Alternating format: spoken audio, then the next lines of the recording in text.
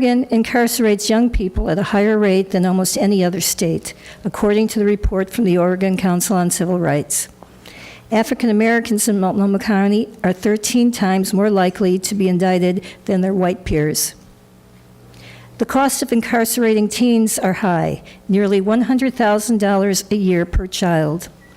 In the face of these statistics and emerging research on brain development in children and adolescents, lawmakers are evaluating ways to update Measure 11, the initiative that required mandatory minimum sentencing that applies to all defendants 15 years and older.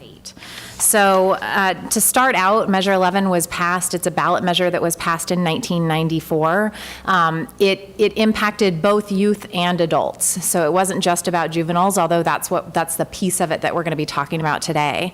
So in very broad strokes, it created mandatory minimums for a certain subset of serious crimes, crimes that are considered to be person crimes or violent crimes.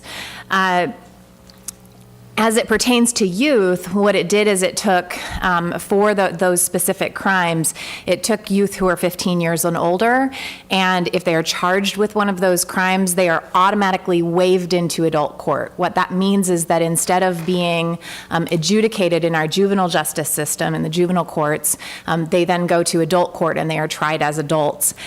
And when they are tried as adults, they are then subject to those mandatory adult sentences, minimum adult sentences. So essentially what Measure 11 did in that regard is it took the power away from judges who had previously been making decisions about whether or not a youth would be tried as a youth or as an adult, and it put that power in the hands of the district attorney when they're making the decision about whether or not to charge that youth with a Measure 11 crime. You know, kids are fundamentally different than adults. They can and do commit serious crimes, but they have very unique characteristics that are really different from adults and that really impact the way that we can help them to habilitate and to reintegrate into society. Kids' brains are not fully developed, and we now know that they're not fully developed until they're about 25 years old. And so they don't have the same understanding of the long-term impact of what's happening. They don't have the same impulse control that adults have. They don't really understand the risks and rewards of what they're doing. They're also incredibly susceptible to peer pressure. We also know that in that time period that passes after a youth may have engaged in certain kinds of behavior, as they develop and they become an adult, and once they hit that age of 25, they really become a completely different person. And so they really can become these just completely different people who are safe to re-enter society and who can lead really healthy and productive lives. Prosecution of kids in the criminal justice system, putting them into the adult criminal justice system is actually, in our opinion, bad for public safety. Youth who are prosecuted in the adult system are actually 34% more likely to commit additional crimes than youth who are actually handled in the youth system. In addition, Measure 11 and our juvenile justice system more broadly have a disproportionate impact on youth of color, LGBT youth, kids with disabilities.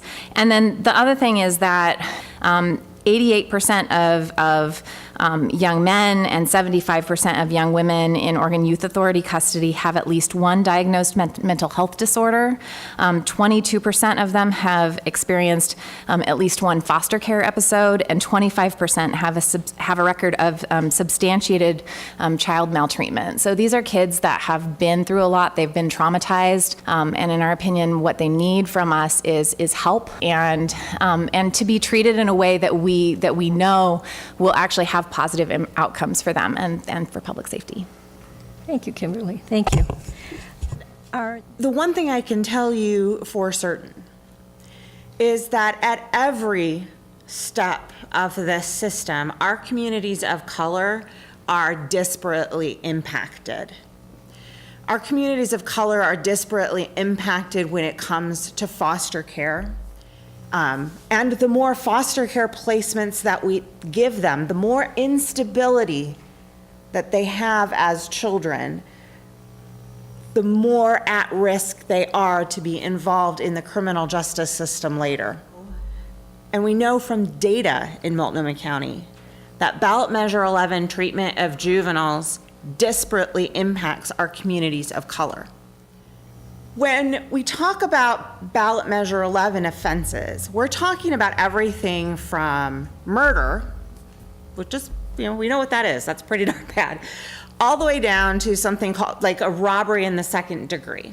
A robbery in the second degree is one of these tier 2 crimes, and it's my favorite one to describe how kids get wrapped up in the juvenile justice system.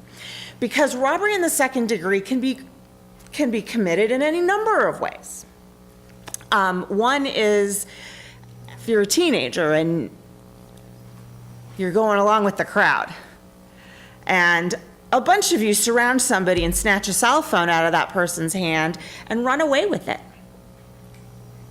You've aided another person actually present in that robbery, and that's a ballot measure 11 offense, and that carries a mandatory minimum sentence of 70 months in prison for a juvenile charged in adult court. Have you ever heard anything more teenagery than a bunch of kids getting together and deciding to do something stupid? This has really serious impacts, not only on these kids that, as Kimberly pointed out, may have all kinds of reasons for being in a situation that they're in, but it has impacts on families. Each child deserves to be loved by their family, and each family that loves a child deserves to know that that child is safe. And when you get these kids caught up in ballot measure 11s, we have a lot of moms staying awake a lot of nights. We know how to take the outliers in our community, the kid, the 15-year-old that commits murder and it looks like it's really bad. We know how to treat that person without ballot measure 11 because we did it before. We don't give up. If you find that juvenile that really needs to be treated in the adult system, we know how to do that. So what we started was Measure 11 Pathway to Prevention workshop, and we've reached over 500 students across 17 different workshops and 10 high schools and middle schools, right? Because that's the thing is, what we've learned is that 87% of the youth that we've spoken to, they don't know what Measure 11 is. 87% in the schools we've gone to don't know what Measure 11 is. And so we really saw a need to go into schools to educate. So our goals were to educate, really focus on preventative efforts, and then to empower young people to have a voice in this matter that affects them right at 15. So 2 different youth that I've been working with for over 2 years now who were doing very well in their lives at the time of that they got taken into custody on Measure 11, they were impacted. And that brought me into a much deeper experience of what happens from the day they're taken into custody. I had to take a step back and realize, and I think everyone should realize, this is a human being, right? This is a young human being who had a moment in their life where they were with the wrong crowd at the wrong place at the wrong time, and who have been through traumatic, harmful experiences, right? Adverse childhood experiences. Because this isn't just childhood where they're experiencing poverty, broken homes, domestic violence, drug addiction, gang violence, victimization, abuse. All these adverse experiences are happening throughout their lives, right? It's through their whole development. And so that's the thing with Measure 11, a really critical piece of this is that judges don't have the discretion to really look case by case at someone's life, at someone's history, is this their first offense, right? Were they part of a bad situation, or were they the instigators and leading the way, right? And so, that human element, I think, is very important to realize. These are going to be our neighbors when they get out. They're going to have a felony on their record, right, even though they committed the crime as a juvenile. And employment and housing, two of the protective factors, right, that are going to help people transition back into the community. We're saying, yeah, stable housing and a good opportunity at employment. Good luck with that. You've got a felony on your record, right? And you're dealing with felony-friendly jobs and felony-friendly housing. And so if we really want to, create a safer community, right, if we want to improve public safety, we need to heal our youth and heal these families who've been through all this harm throughout their life.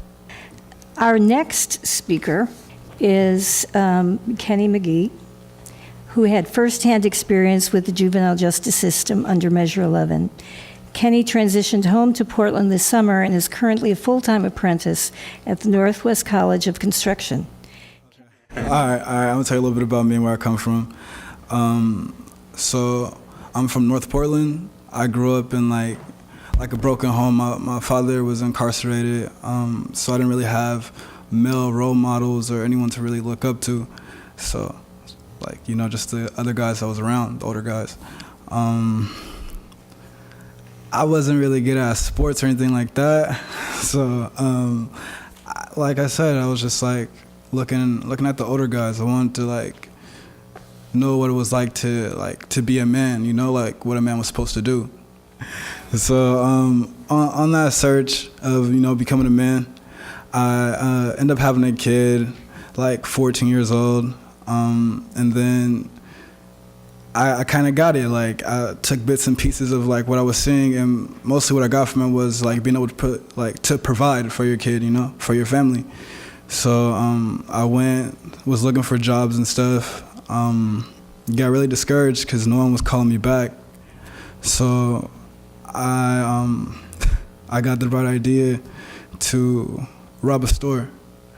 I didn't know anything about Measure 11 until after they had already booked me. And they just handed me a pamphlet that said Measure 11 and had all the charges, stuff that you can get sentenced about, under Measure 11.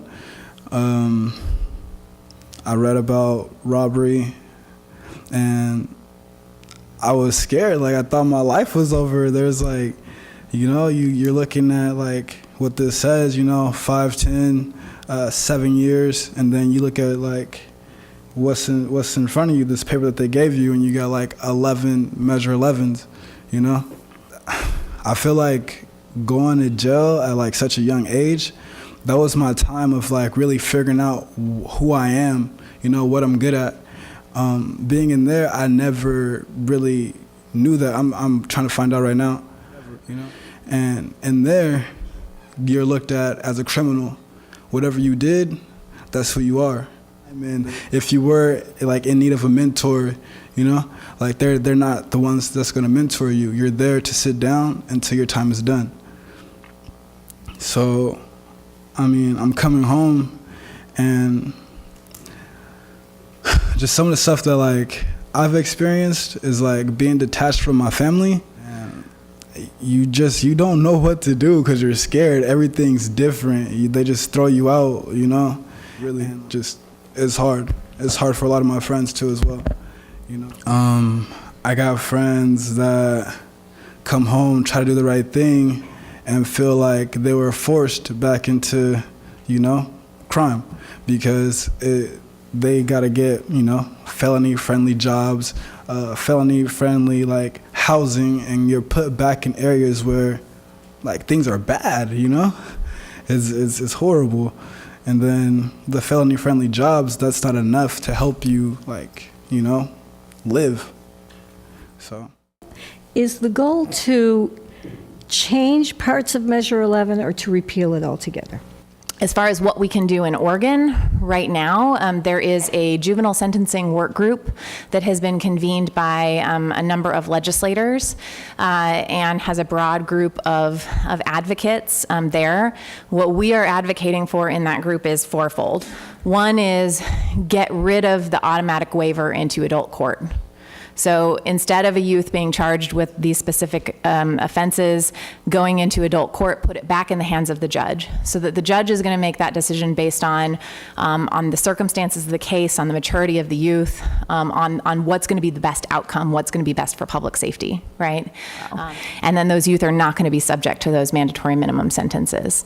For those youth that are tried in adult court, make sure that they have access to second look hearings. So for youth that are tried as adults and get long sentences, give them an opportunity to show that they have changed.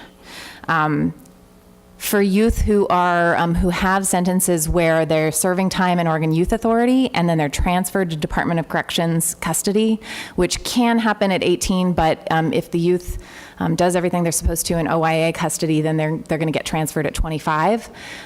If they have a short period of time that they're going to be spending at Department of Corrections, so like a year or two, give them an opportunity to have essentially what we call a transfer hearing, so that they can show I'm actually safe to return to society now instead of going to Department of Corrections. Because the problem is the skills that kids are developing in Oregon Youth Authority custody, these pro-social skills, are not good for them in Department of Corrections. It's a tough place, right? So you go to Oregon State Penitentiary and talk about your feelings, and you try to make friends.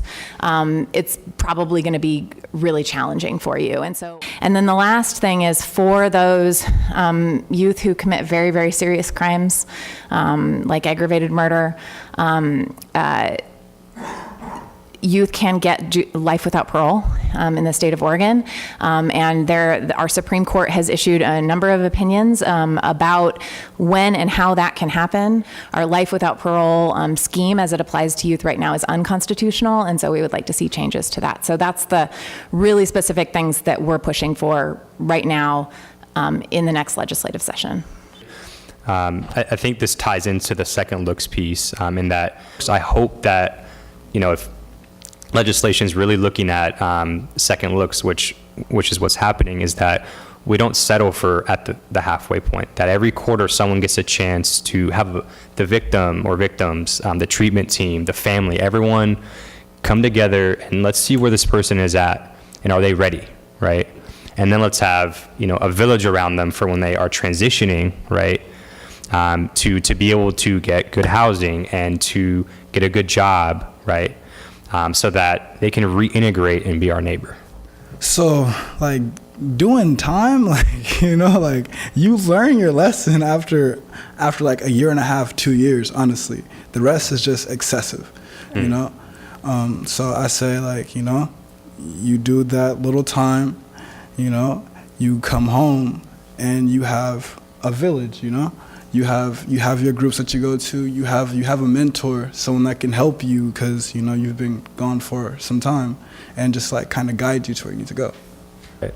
And there's research, at least in the adult system, that shows that actually a shorter period of time of incarceration and then intensive supervision on the outside is actually much more effective in reducing recidivism than just a long period of time in prison. If Kenny had probably been appropriately treated in the juvenile system, he would have had access to a juvenile court counselor, and there would have been peer mentors available for him, and there would have been an opportunity for restorative justice to sit down and make it right with the person that owned the store.